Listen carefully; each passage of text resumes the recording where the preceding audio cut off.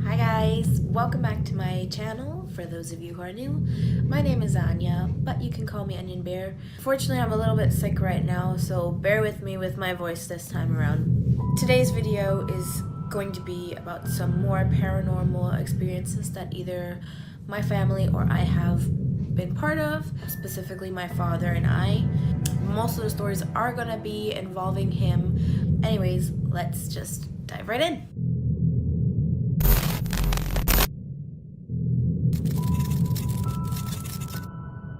The first story involving my father was when he was approximately 6 to 9 years old. Basically, him and his family were living in Texas in a house at that point in time. He woke up one morning to his door being open and he saw what he thought to be a construction worker outside in the hallway.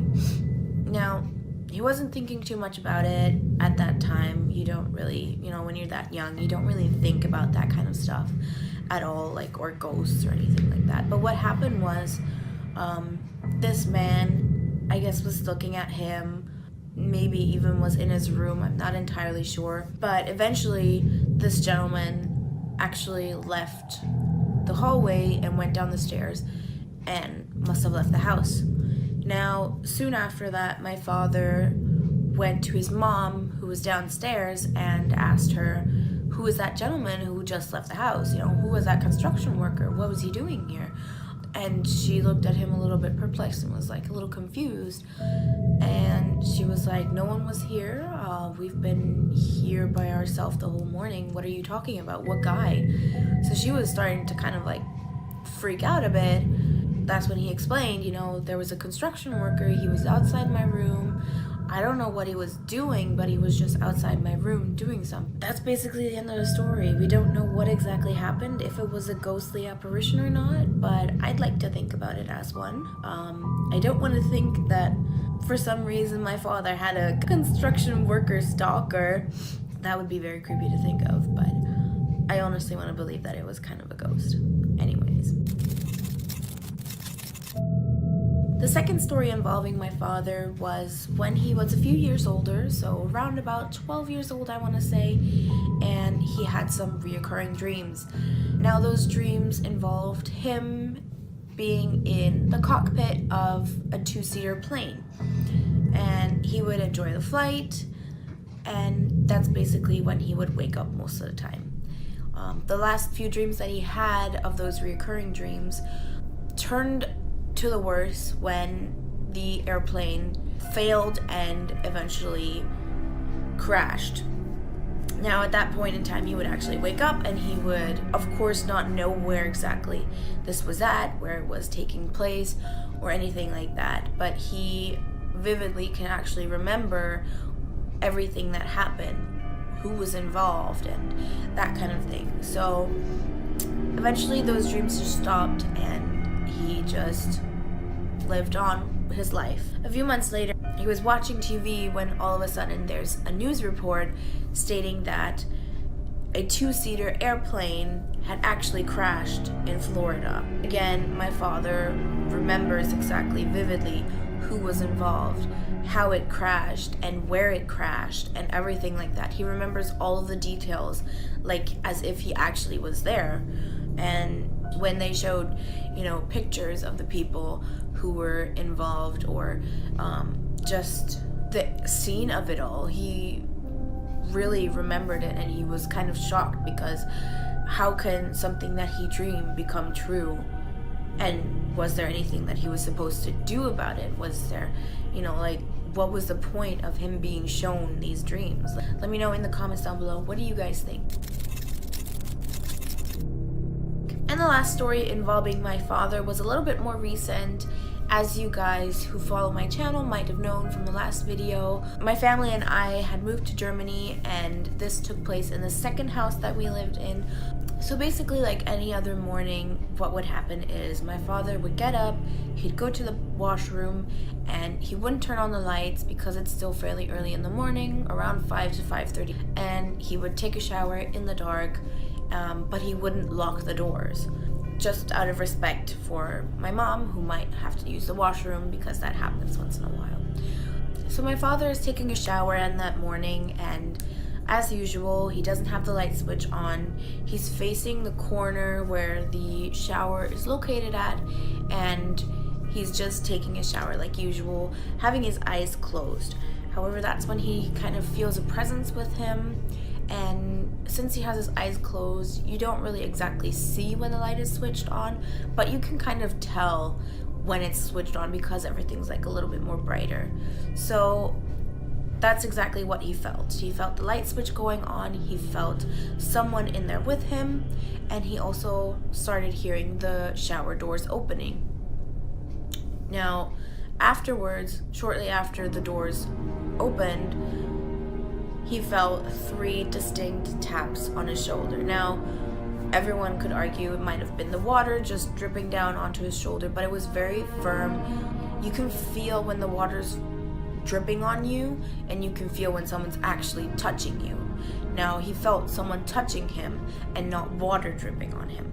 So that's when he calls out, thinking it's my mother, and he's just like, yes, or yeah, expecting a response from her. Maybe she, like wanted to tell him something, I don't know. So he, as I said, called out to her, but there was no response. So he called out again. Again, no response, nothing. That's when he turns around and notices there's absolutely nothing. He's alone in the washroom still. The doors are still closed, and there was no one there. The lights weren't even on or anything.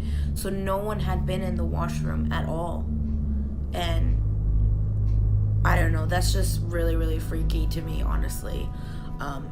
Definitely not something that I would have wanted to be a part of. So I don't know, what do you guys think it could have been? Was it like a ghost kind of pulling a prank on him, or what do you guys think? Let me know in the comments below.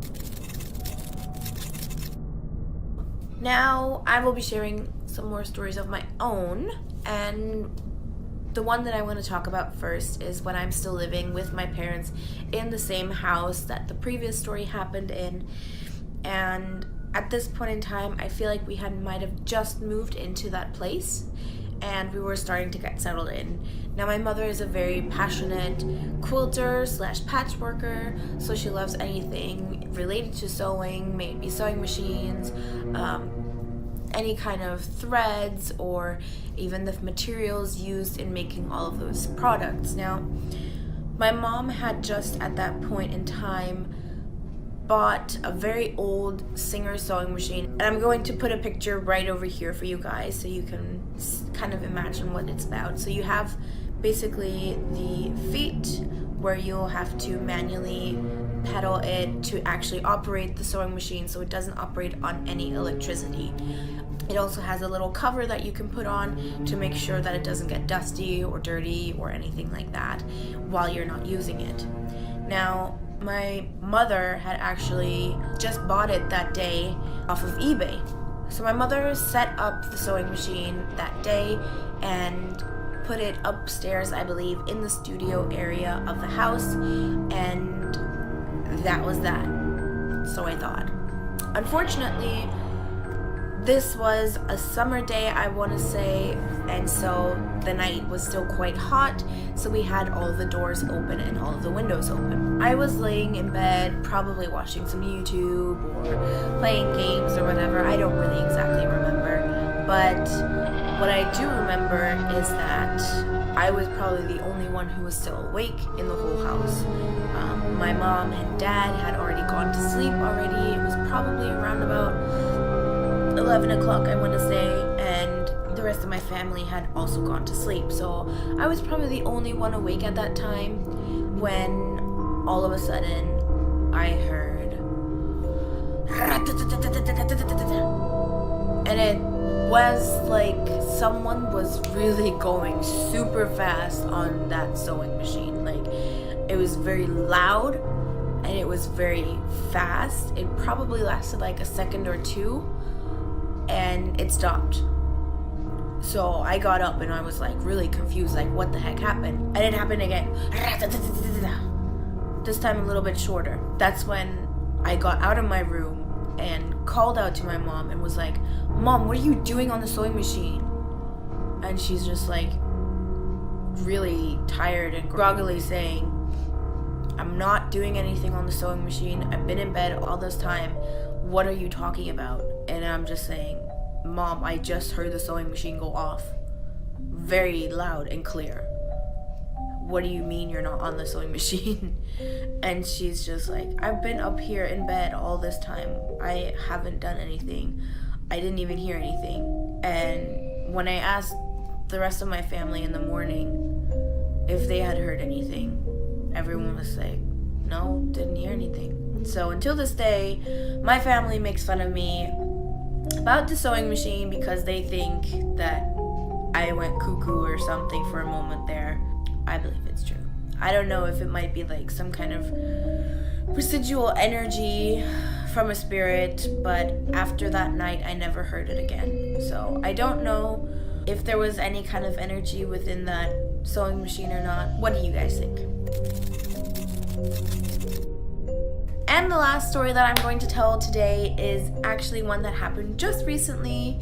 I was wanting to shoot a video for you guys, and that was supposed to be uploaded for Halloween. It was going to be, since I live very close to a graveyard, I thought it would be a good idea to make a video where I'm using the Ghost Radar app and trying to see if I can communicate with anyone on this graveyard. Now, this graveyard is very, very big and stretches over like probably 2 blocks in length and about a block in width. So it's a very, very big graveyard. Every day the bus stops in front of said graveyard on multiple spots, but I usually get on one of the last ones. One day I decided after work I would try and see what I can get in terms of activity on this app. Now, for those of you who don't know about the app, the Ghost Radar app is basically an app where it has like a spinning radar, and in the radar there's going to be little dots. Those dots are going to basically symbolize a ghost. It depends on the color of the dot as to what kind of a presence it is. Now, there's 3 different types of presences. One is a green dot, and that is probably the most frequent one. It's basically a very low energy one. You can still have interactions with it. You can still communicate with the presences. Sometimes they will, in turn, speak with you, and basically just pop up one word on the screen. The next presence is a red dot, and that is basically a medium frequency or medium energy presence. I'd say green is the most frequent, red is a little bit less frequent, and blue is like pretty rare. At least for me it is. Most of the time that I've had this app, I've only ever encountered green or red dots, never ever a blue one. As I was saying, I got off one evening off of the bus, and I decided to turn on the app and see what kind of activity I can get outside of the graveyard. So I wasn't even on the graveyard yet. So I did that. I got off the bus, opened the app, and the app was basically empty. There was just the radar going around, spinning around. There was no dots or anything on it. So at that moment, I'm thinking, maybe I'll just try and see where I can enter the graveyard, because it's got a very big fence around it so that I don't have to walk super far from my house. Right at that moment, the bus actually pulls out, and it reveals basically an entrance where bikes and people can walk into the graveyard or in or out kind of thing. So I was thinking, oh great, that's perfect, that's where I'm gonna get into the graveyard at. So at that moment, I'm facing away from my phone. So I turn back to my phone, and that is when I actually see a blue dot. Now, as mentioned before, I have never ever seen a blue dot on this app before. So that's kind of when I'm like, wow, where did you come from? That's amazing. And then right at that moment, it says leave, you guys. You probably won't believe me, but I did take a screenshot because I knew no one was gonna believe me. Here it is. The app and the ghost said leave. So that is basically right when I packed up my stuff and I was just like, nope, this video is not gonna happen. I'm very, very sorry for you guys, and I'm very sorry that I was unable to bring that video to you guys. Maybe sometime later on down the line, but not right this moment. I am kind of scared for my life, to be honest. So I'm very sorry that I was unable to bring the video to you guys. If this video gets 1,000 likes within 3 months, maybe I'll do that video. Let me know in the comments down below, do you want me to do that video? And make sure to give it a thumbs up if you do want me to make that video. Also, please leave your ideas on the previous stories down below in the comment section as well while you're at it. And I will see you guys in the next video.